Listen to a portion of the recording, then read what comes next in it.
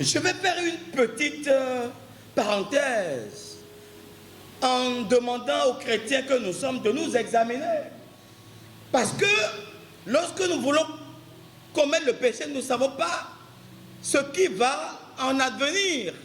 Et le péché peut entraîner encore le péché au point où tu vas mais végéter dans le péché, la salissure, la souillure. Et Dieu va exprimer son mécontentement.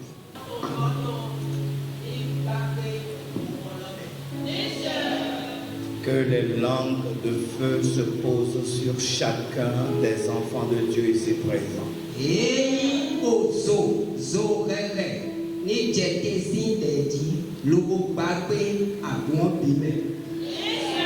Afin que, comme l'Éternel l'a planifié, nous soyons un peuple sanctifié, mis à part pour son sacrifice.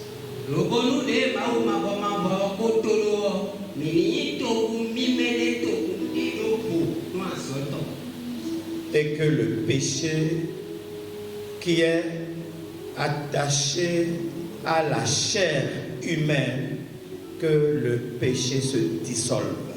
Amen.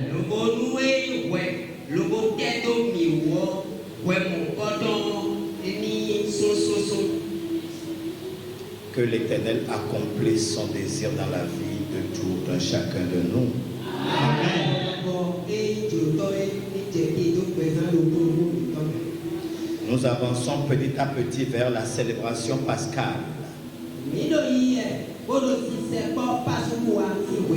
Et l'Éternel nous prépare petit à petit à aborder ce tournant décisif dans la vie de tout chrétien.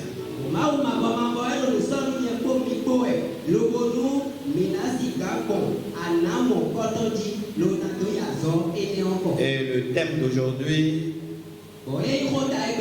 la portée du pardon dans la vie du chrétien.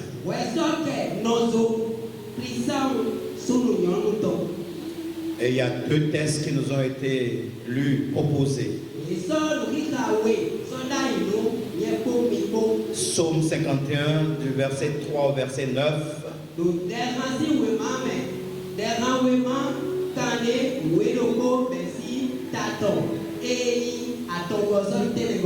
Et Matthieu 18, de 15 à 20.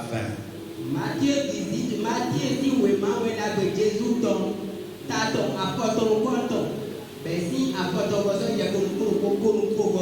le pardon est un thème profond et très exigeant des Écritures.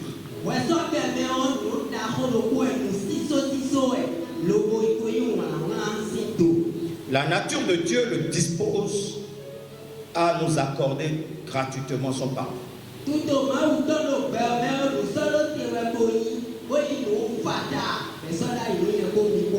En même temps, l'Éternel attend de nous, ses enfants, que nous puissions être les modèles du Christ.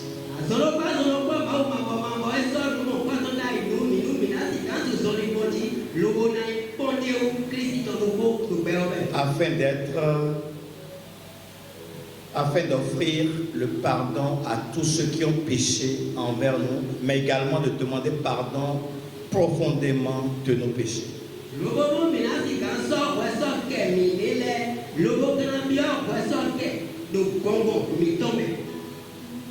Nous sommes dans une société où celui qui est dans une position favorable en abuse parfois pour offenser son prochain.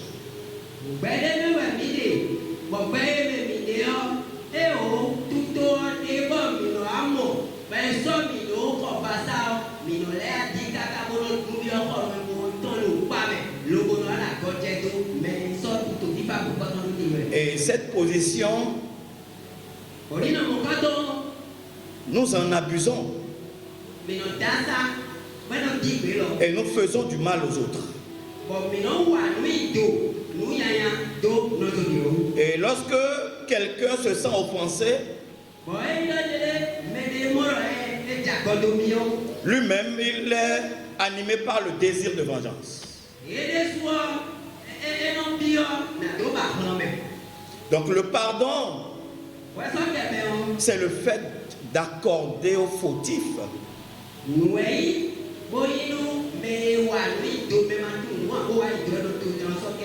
ou d'obtenir de sa victime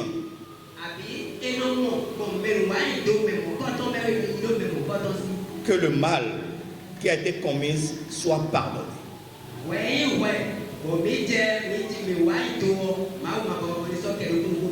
La finalité du pardon est triple.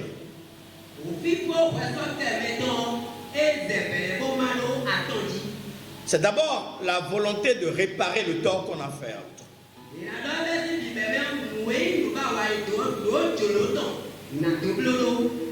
C'est de rétablir la relation avec l'autre.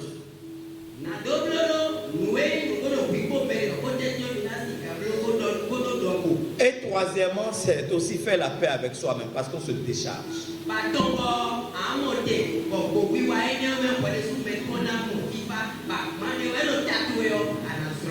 Si le test d'aujourd'hui, le thème est tourné vers le pardon, moi je parlerai plutôt de repentance. De repentance. Et nous irons dans le Proverbe 28.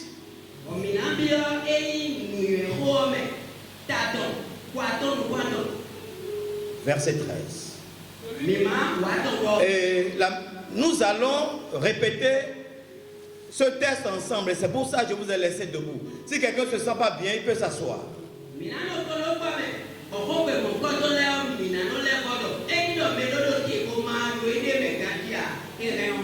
Je parle des malades, par exemple. Ou bien les personnes qui sont enceintes. Ceux qui n'ont pas mangé ce matin, qui se sentent faibles. Ceux qui ne sont pas en capacité de supporter un jeûne de 12 heures.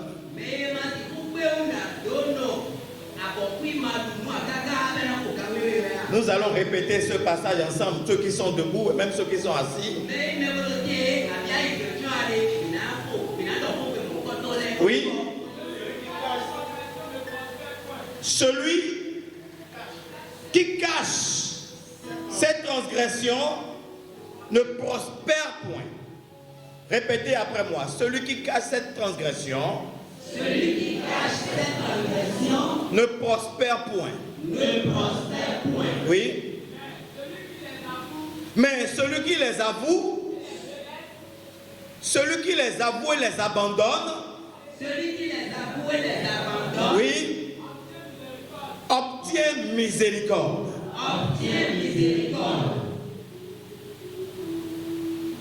Nous allons nous asseoir. C'est vrai que je ne suis pas très satisfait de la façon dont on a répété.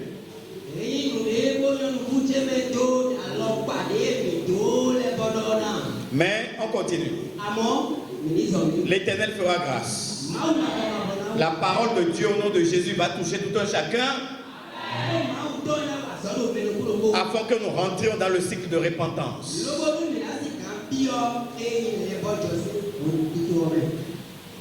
La loi de Moïse avait déjà encadré nos relations avec Dieu ainsi que nos relations avec nos frères.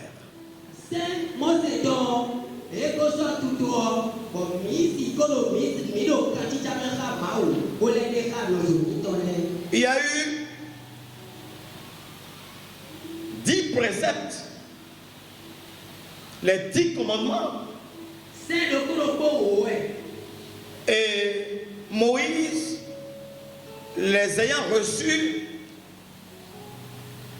les a transmis au peuple.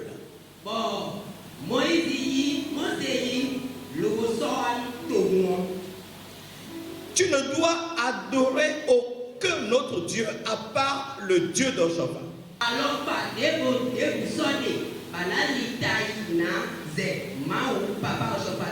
Ça veut dire que non seulement tu n'iras pas te prosterner devant une autre divinité,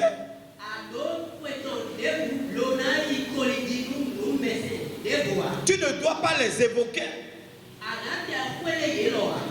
Tu ne dois pas les appeler au secours quand tu es en difficulté.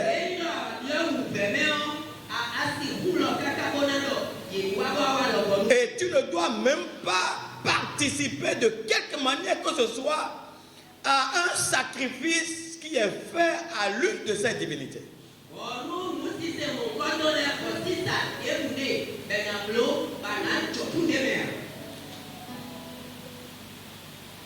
Tous ces commandements que je suis en train d'énoncer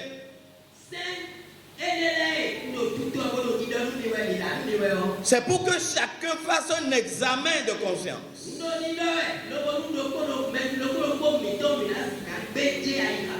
Pour voir si on est en accord avec Dieu. Mais au-delà de tout, est-ce que nous sommes en accord avec le peuple que Dieu a sanctifié et a appelé son peuple?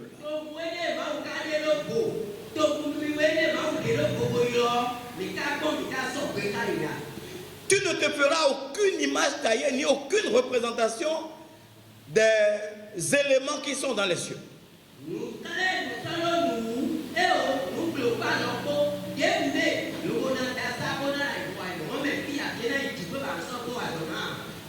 Tu prononceras le nom de ton grand Dieu, de notre grand Dieu, le Dieu puissant, fort, El Shaddai, Adonai, Jéhovah Jireh, Dieu devant qui tous les grands de ce monde se prosternent. Tu ne peux pas évoquer ce nom de façon négligée. Tu dois prononcer avec respect et crainte.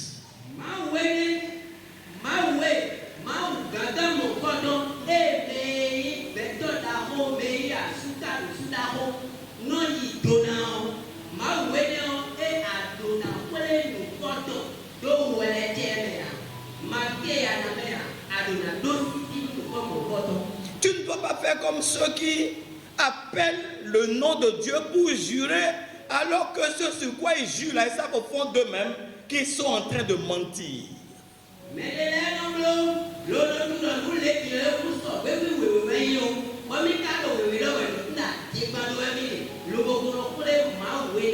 Je te jure au nom de Dieu que ce que je dis là, c'est vrai.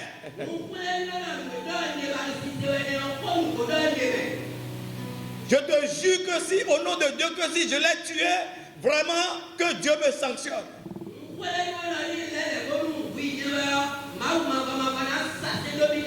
Alors que tu sais au fond de toi que tu es en train de passer à côté.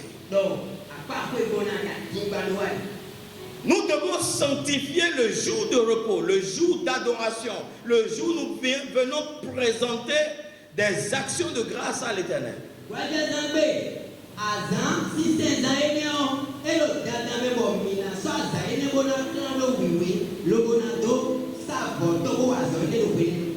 Ce jour est consacré à Dieu. Ceux qui placent leurs affaires avant l'adoration de Dieu, nous devons nous poser la question de savoir est-ce que nous sommes sur le droit chemin.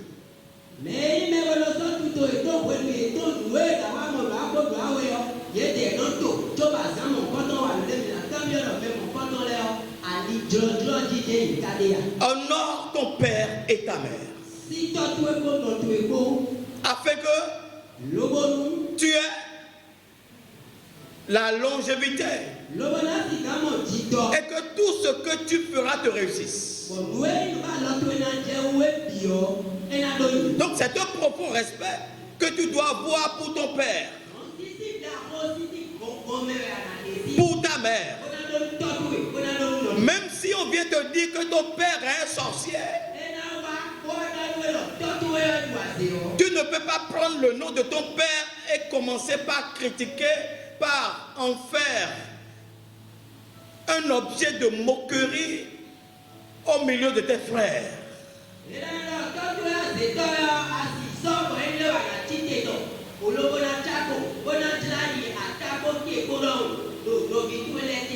Histoire de Cham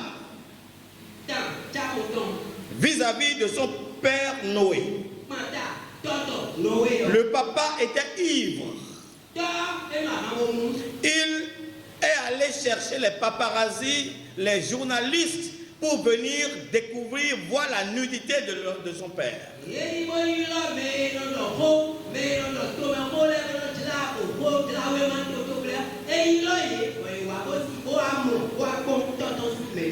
C'est mieux de rentrer en prière pour ton père ou ta mère qui, tu penses, qu'ils ne sont pas sur le droit chemin.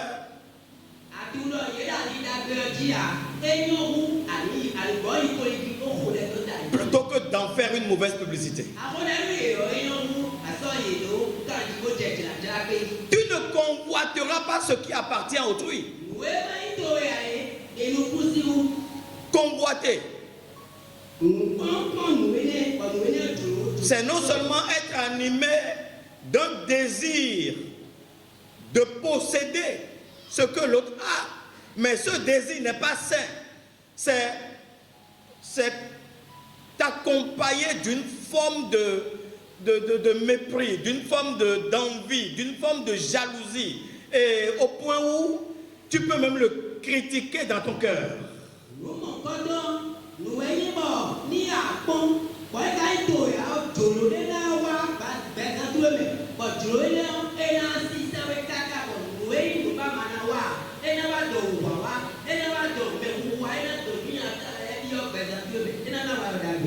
Il a une belle voiture.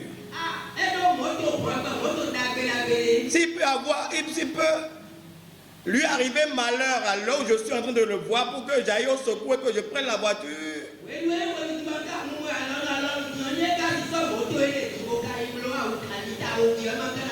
Nous devons prier pour que l'Éternel nous fasse grâce.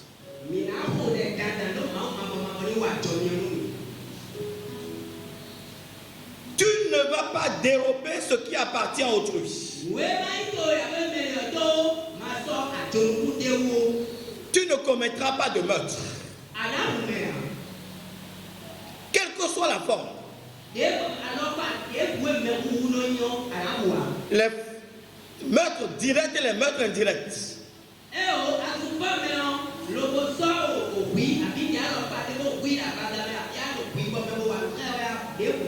Tout ce qui peut émaner de nous et conduire l'autre à tomber et mourir lorsqu'il l'entendra, lorsqu'il le verra, lorsqu'il le saura, c'est un meurtre.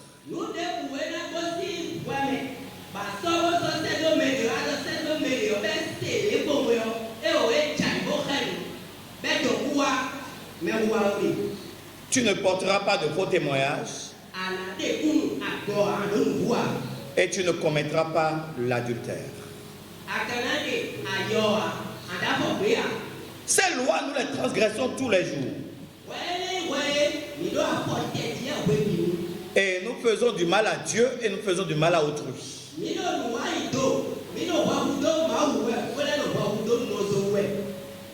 Mais l'Éternel est compatissant.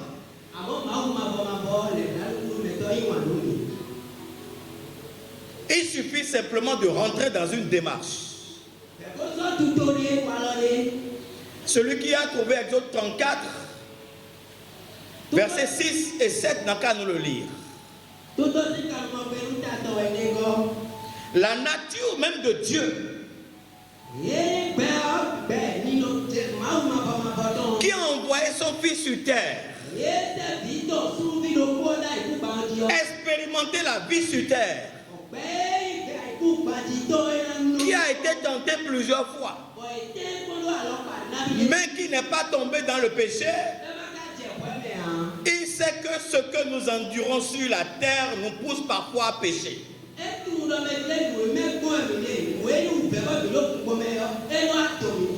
C'est pourquoi le Fils qui est retourné est devenu notre défenseur.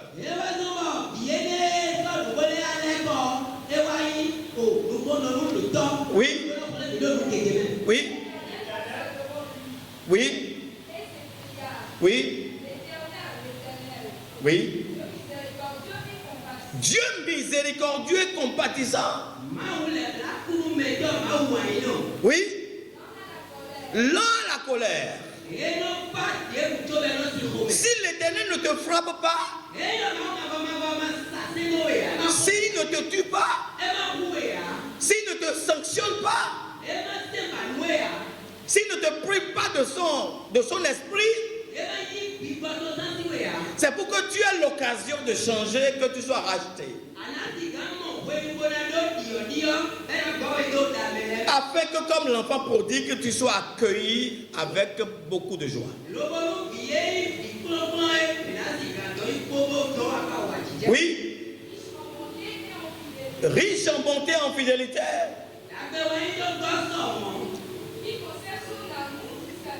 Il conserve son amour jusqu'à 1000 générations. Oui. Qui pardonne l'iniquité. Alléluia. Qui pardonne l'iniquité. L'iniquité, c'est l'absence de justice. Très bien, ça veut dire que tu as déjà reçu la loi. Tu as déjà écouté les prescriptions de Dieu. Mais au moment de faire, tu les trans. Que je me détermine à faire.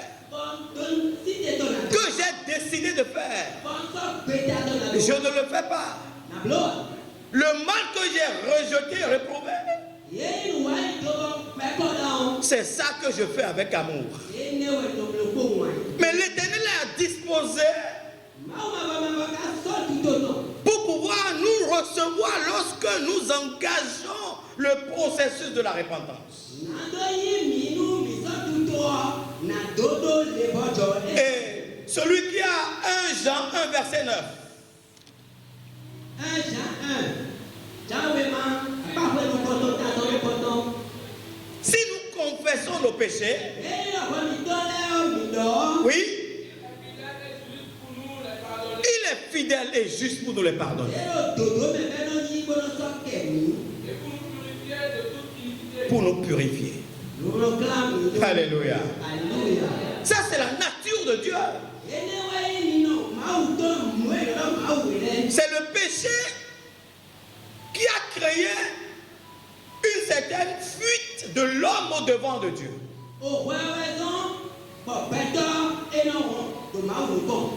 Nous nous rappelons l'histoire d'Adam et Ève. Lorsque Dieu est revenu dans le jardin après que les deux là ont péché,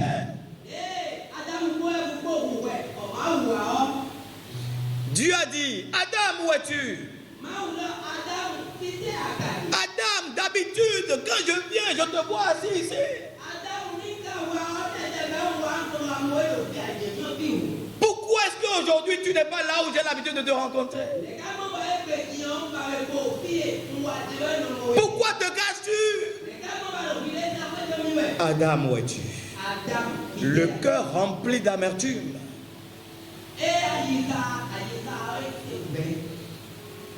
Adam s'était caché parce qu'il a enfreint à la prescription de Dieu. Les lois que nous venons de réciter, de rappeler, nous poussent parfois à nous cacher de Dieu. L'Éternel n'aime pas le péché. C'est pourquoi il dit que tous sont péchés et sont privés. Et le salaire du péché, c'est là.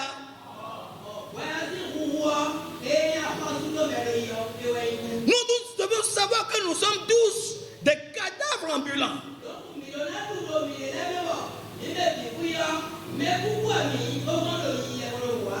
Tu lognes quelqu'un, ta soeur en Christ ou ton frère en Christ, tu as déjà péché.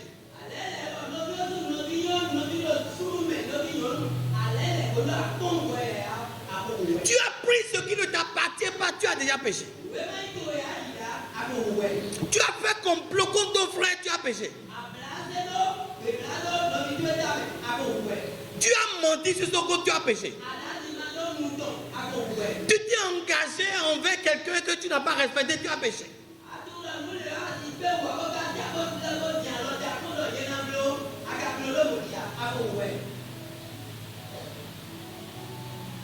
Donc face au péché, nous avons deux types de personnes.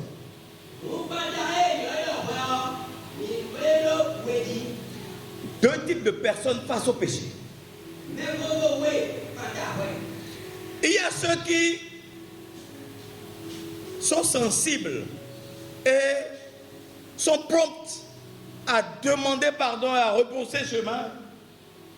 Et ceux-là qui s'entêtent et disent je ne veux pas faire, je ne veux pas changer.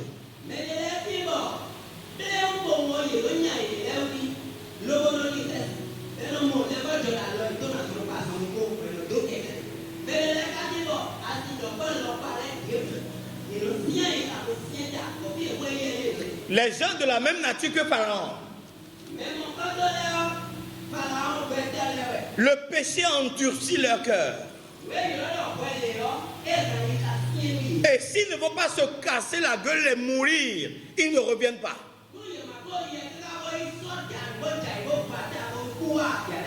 C'est pour cela que nous devons nous poser la question de savoir quel est notre niveau de repentance.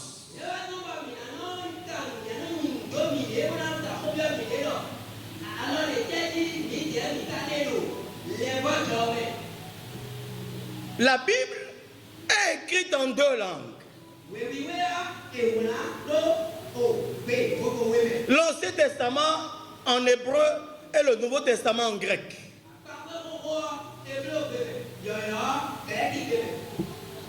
Pour le Nouveau Testament écrit en grec,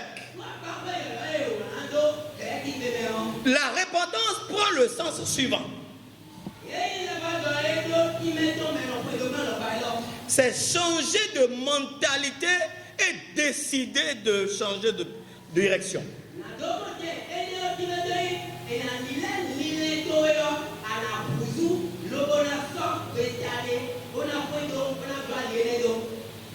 Et l'Ancien Testament, quant à lui,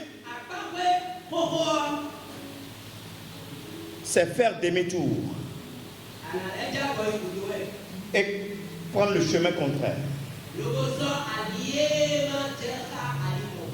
Donc, le Nouveau Testament parle de la décision. Et l'Ancien Testament parle de l'action.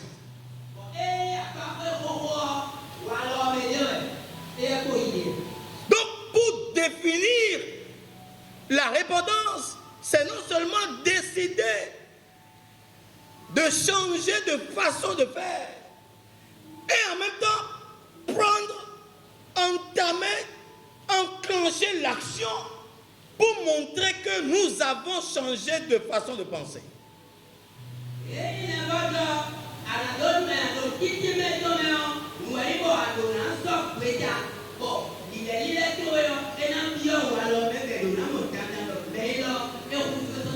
Le premier texte nous parle de quelqu'un qui aime la repentance.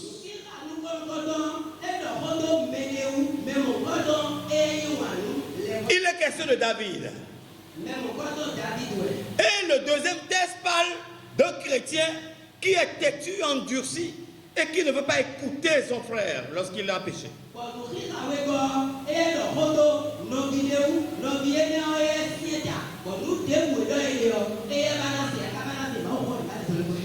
David a commis un double péché.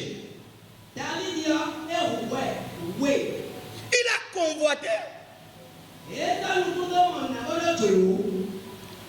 Et la convoitise l'a poussé à commettre l'adultère.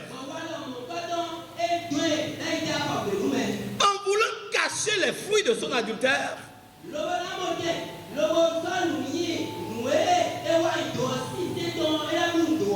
il a ordonné le meurtre du mari de celle avec qui il a commis l'adultère.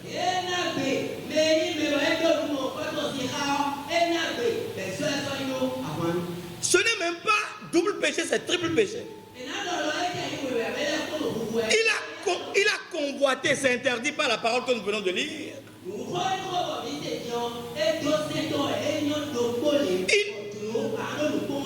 Ensuite, il a commis l'adultère.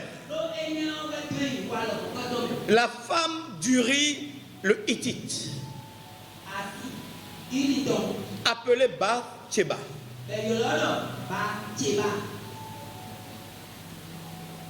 Et l'ayant convoité et l'ayant fait appeler, il a eu une relation intime avec cette dame qui est tombée enceinte.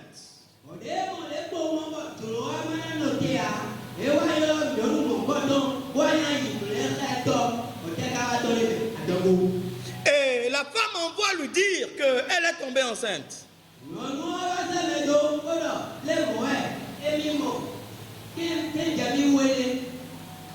Le roi David, sachant que le mari de cette dame est un soldat loyal, serviable, donc actuellement au front, a demandé de le faire appeler.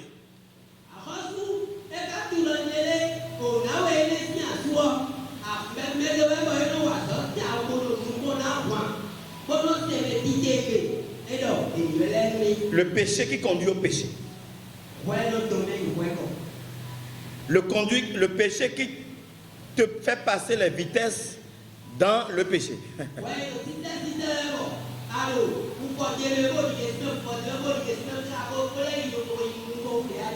a demandé à Uri, le mari de cette dame, d'aller passer des vacances avec sa femme, la femme de Uri.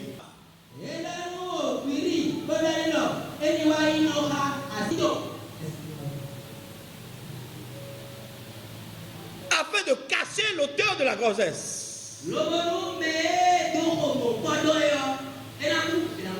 Fait porter la paternité de la grossesse au mari plutôt qu'au roi. Et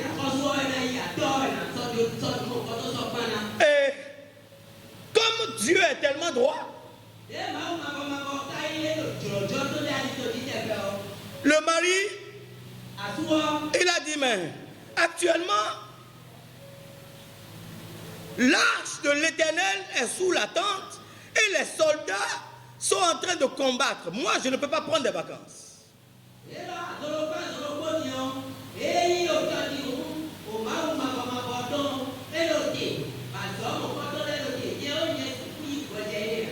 il s'est couché à la porte du roi, il n'est pas rentré dans sa maison.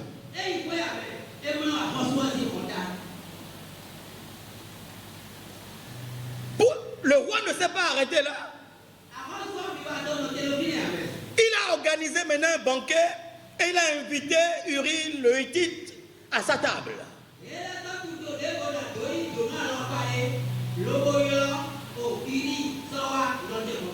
Et il donna jusqu'à ce qu'il soit enivré.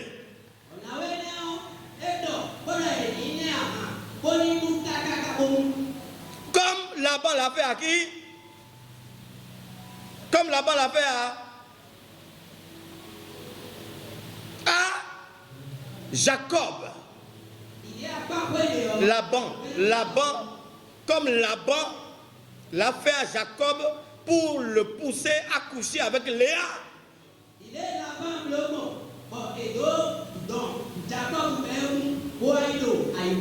Ça veut dire que même ivre, les hommes sont encore capables. Alléluia.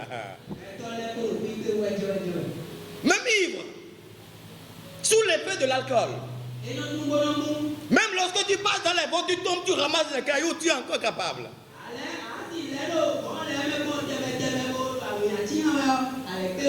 Et en dépit de son état,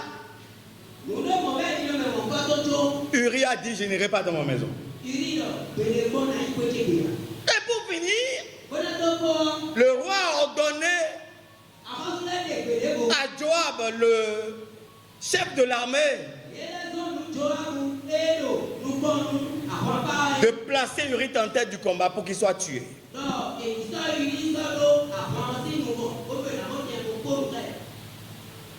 C'est ce qui s'est passé.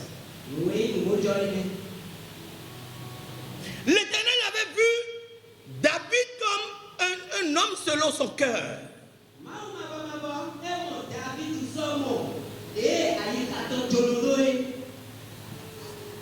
Je vais faire une petite parenthèse en demandant aux chrétiens que nous sommes de nous examiner.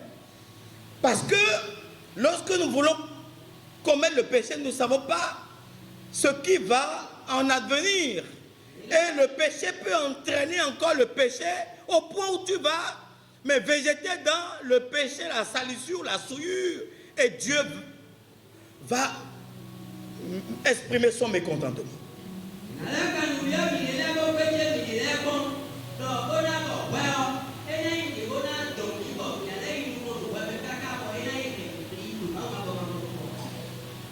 L'Éternel a envoyé Nathan le prophète à David.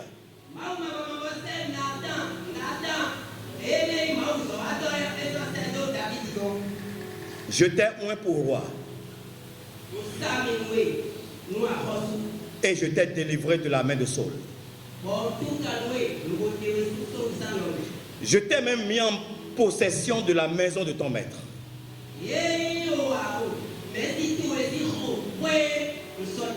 J'ai placé dans ton sein les femmes même de ton maître. Et je t'ai donné la maison d'Israël et de Juda. Tout mon peuple t'a été confié.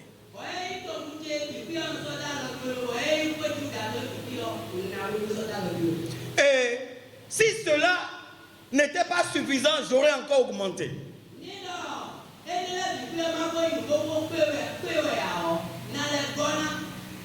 Mais pourquoi as-tu donc méprisé la parole de l'Éternel en faisant ce qui est mal à ses yeux?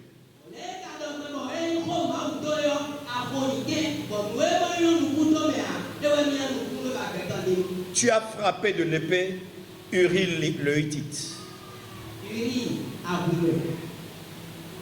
Et tu as pris sa femme pour en faire ta femme.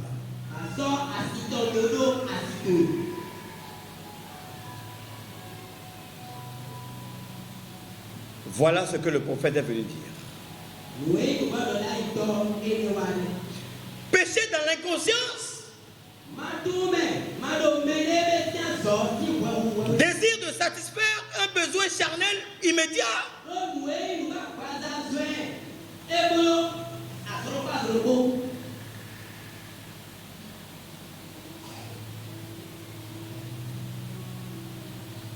Et les malédictions en sont suivies. Mais David ne s'est pas arrêté sur les malédictions. Parce que l'Éternel a dit que ce qu'il a fait en cachette, on le lui fera de façon visible devant tout le monde. Et quelle a été la réaction de David? 2 Samuel 12, verset 13.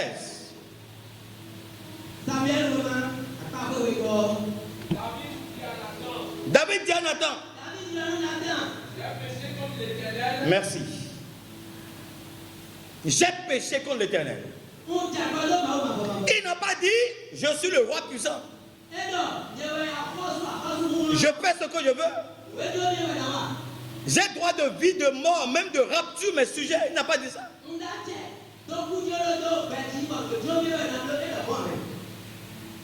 Il a dit, Psaume 51, verset 5, je reconnais mes transgressions. Oui. Mon péché que j'ai commis, mon triple péché que j'ai commis, ça marche avec moi. Je l'ai dans mon cœur. Ça enflamme mon cœur. Maintenant que tu as envoyé ton oint m'avertir que je suis celui-là qui a fait le péché, qui a fait le mal et qui a détruit une famille.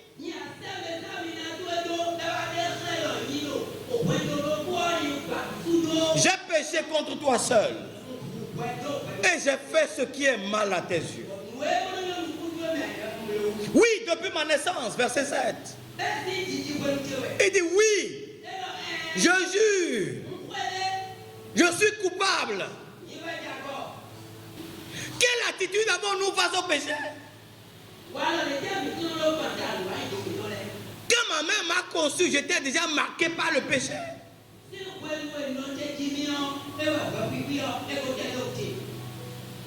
Donc il a pris conscience.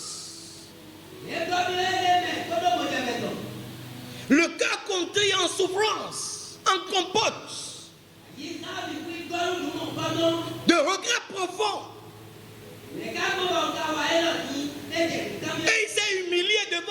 de Dieu.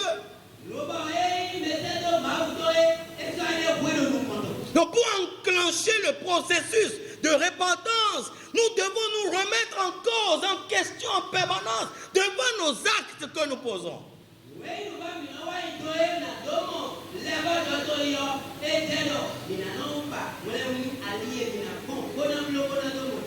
Reconnaître que nous ne sommes pas en accord avec les lois de Dieu.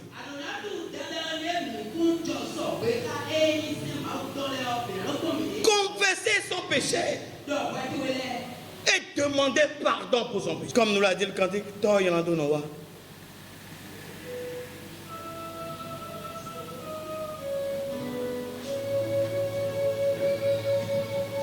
revenir devant l'Éternel et demander profondément le pardon, avoir manifesté, montré le regret de Dieu dans un cœur rempli d'humilité.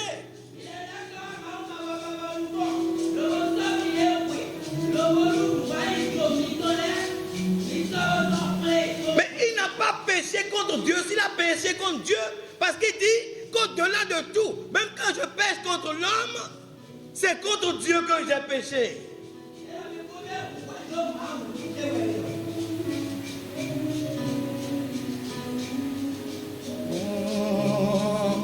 Et ça, son calvaire,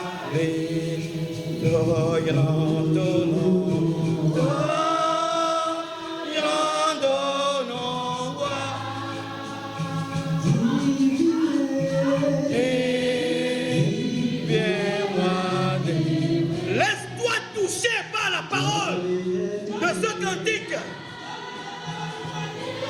Parce que tout touché baigne dans le péché. C'est pourquoi les catholiques confessent le péché en début de chaque culte. Et nous aussi, nous récitons le psaume 51.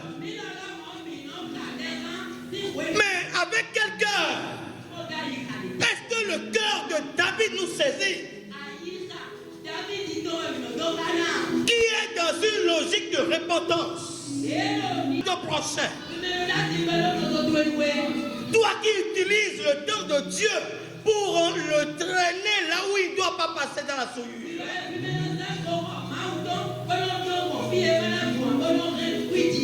Toi qui prends ta bouche pour casser l'église et partager, faire fuir les fidèles.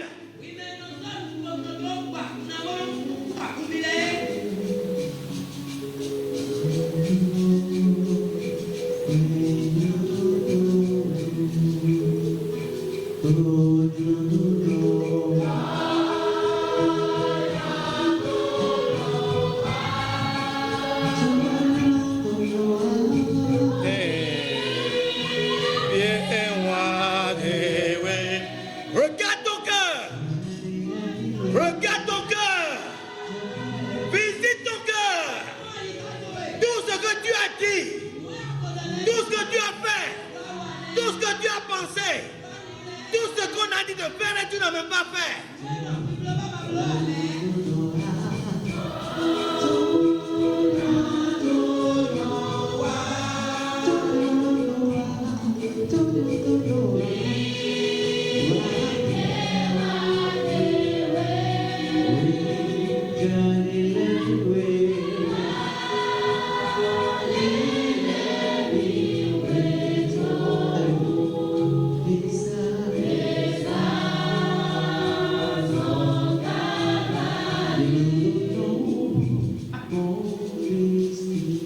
Mais que nous dit Romains 6, verset 1? Oui? Reprenez. Qu'est-ce que nous allons dire? Oui? Est-ce que nous allons demeurer dans le péché? Pour que la grâce de Dieu que nous implorons tous les jours abonde sur notre vie?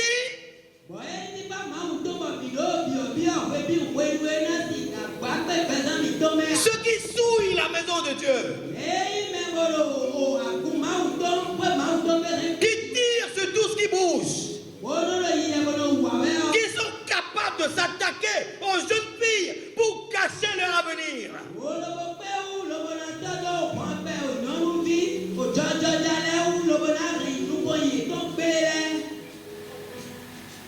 Ou qui trouvent l'argent par terre dans l'église et ramassent.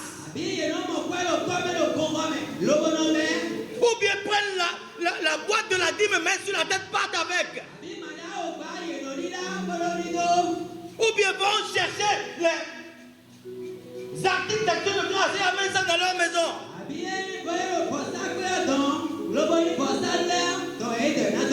Est-ce que nous allons végéter dans le péché pour que la grâce de Dieu continue de déverser sur nous?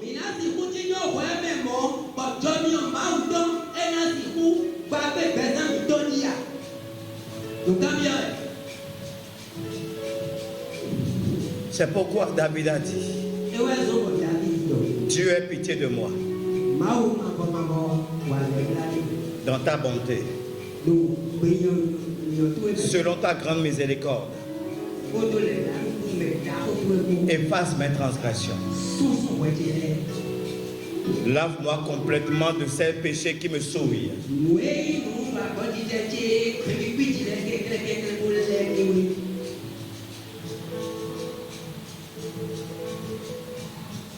Le péché ne peut pas faire son lit dans le peuple de Dieu.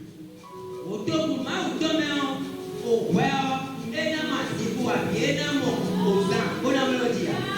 nous ne devons pas nous rendre complices du péché dans la maison de Dieu.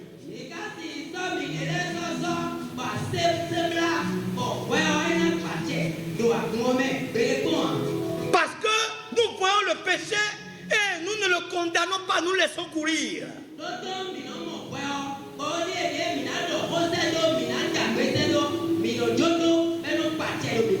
Pierre 2 verset 9 nous dit,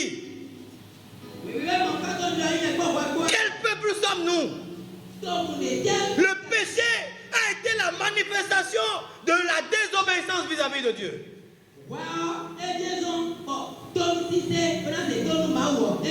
Si bien que depuis ce moment-là où Adam et Ève ont transgressé, Dieu n'a plus la paix, il n'a plus le temps, il est tout le temps en train de combattre.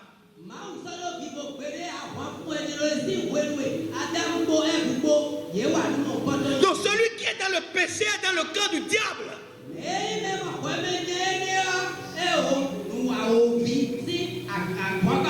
Peut-on laisser la place au péché qui est contre la volonté de Dieu dans le peuple de Dieu?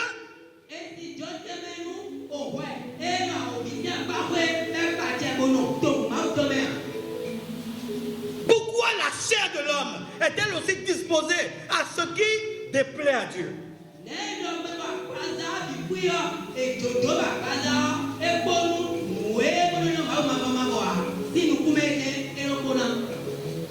C'est pourquoi l'Église doit se lever.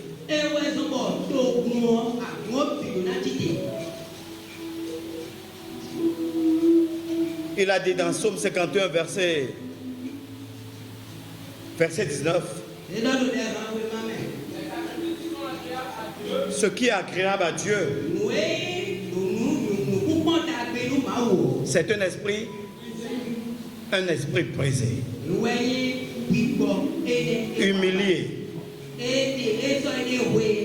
qui reconnaît qu'il est sur le mauvais chemin et qui fait demi-tour.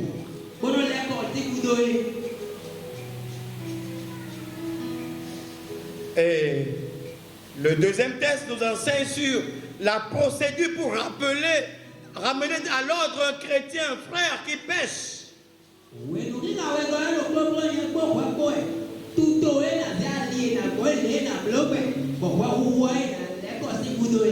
Si ton frère a péché, il a péché, vous connaissez les péchés qu'on peut commettre.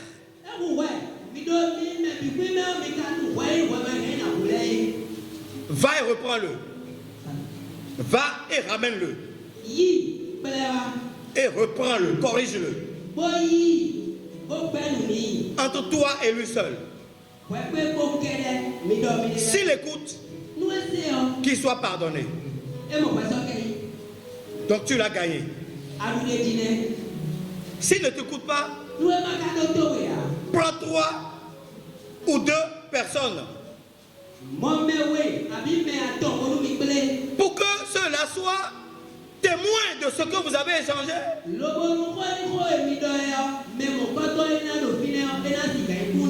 S'il écoute, vous avez gagné votre frère. S'il refuse, dis à toute l'église et que l'église l'appelle. Pourquoi? Parce que le péché démantèle, divise le peuple de Dieu et enlève du peuple de Dieu l'onction pour opérer au nom de Dieu.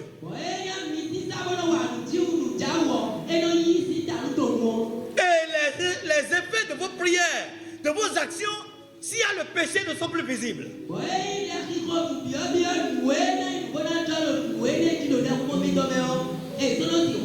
Si le péché est incrusté parmi nous, nous sommes en désaccord avec les lois de Dieu. Il y a division. Comment 2 personnes peuvent-ils se mettre ensemble s'ils ne se mettent pas d'accord?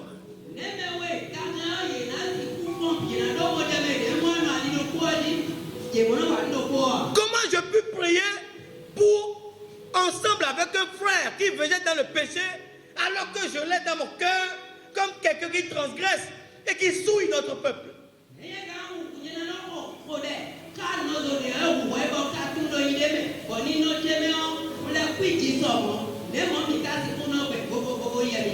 L'église doit traiter le péché. Pourquoi? C'est pourquoi le verset 19 de Matthieu 18 nous dit: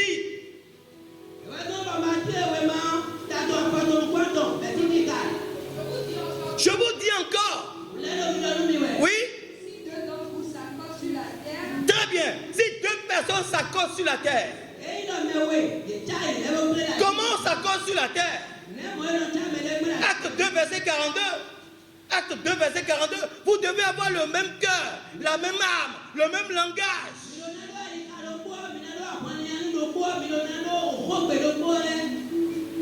Les églises qui échouent,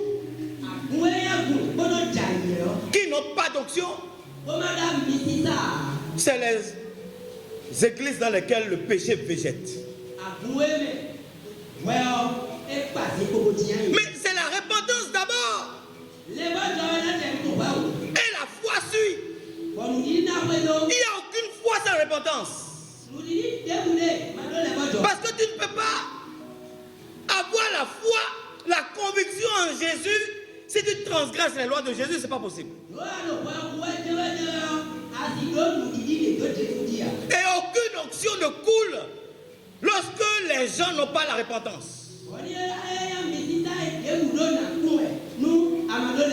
Donc, mais le péché est donc un danger pour l'Église.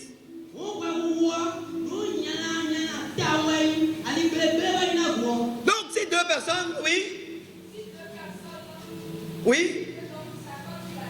Si nous nous accordons sur la terre pour demander une chose quelconque,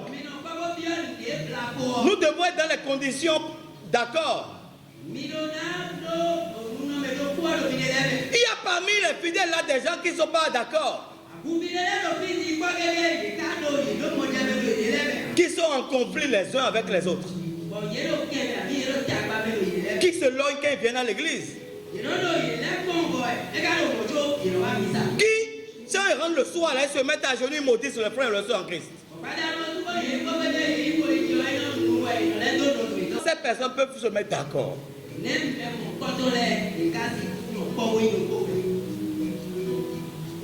Pour que ce que nous allons demander puisse être obtenu de la part de notre Père. C'est pas possible. Donc le péché est un danger. Acte 3, verset 19. Oui. Répandez-vous donc. Et convertissez-vous. Pour que vos péchés soient effacés. Et il y a autre chose de très intéressant. Toi qui voles la nuit comme les oiseaux.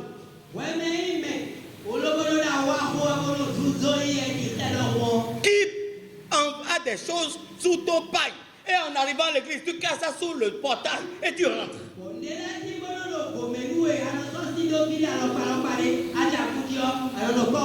Tu n'es pas en accord avec le peuple de Dieu.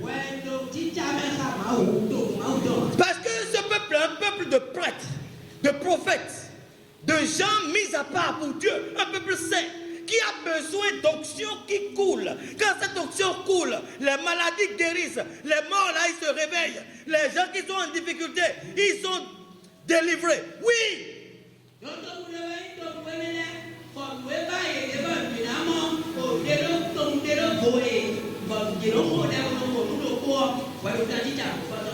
Donc tu vas en bloquer l'onction. Et continue, oui, le 19, oui. Acte 3. Attends que des temps de rafraîchissement. Ah, c'est quoi le temps de rafraîchissement? C'est l'effusion du Saint-Esprit.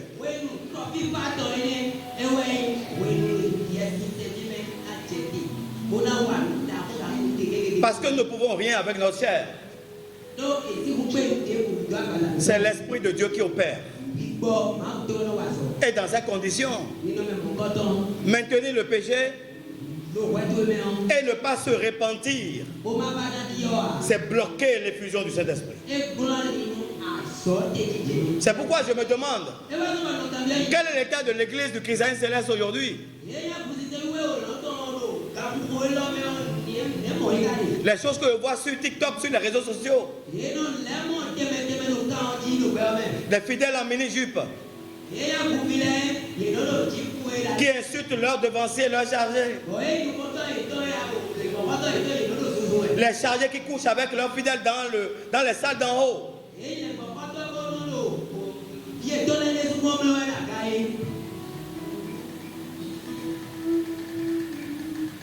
Les fidèles qui cherchent la femme de leur soeur en Christ.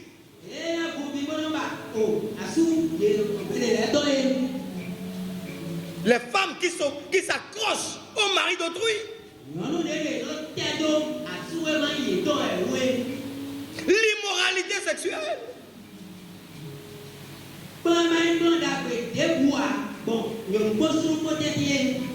On entend dire généralement qu'il y a parmi vous de l'immoralité sexuelle.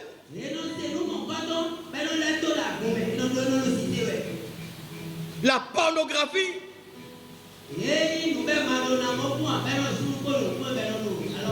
La luxure.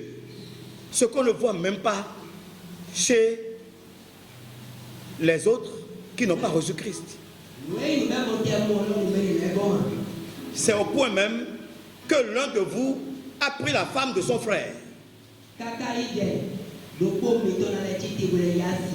Ou a pris le mari de sa sœur. Et il n'a pas la conscience, elle n'a pas la conscience de dire non, je suis le peuple de Dieu.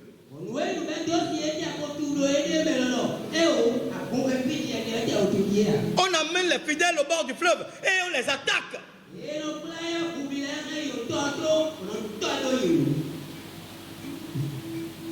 Et c'est le sexe qui circule dans l'église.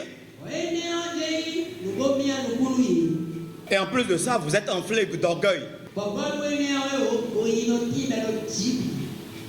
Paul dit, vous n'avez pas été dans l'affliction afin que celui qui a commis cet acte soit ôté du milieu de vous. Nous devons maintenir le peuple de Dieu dans la pureté.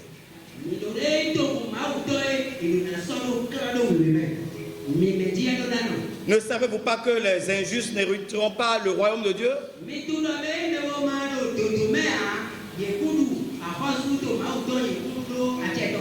Ne vous y trompez pas. Ni les impudiques.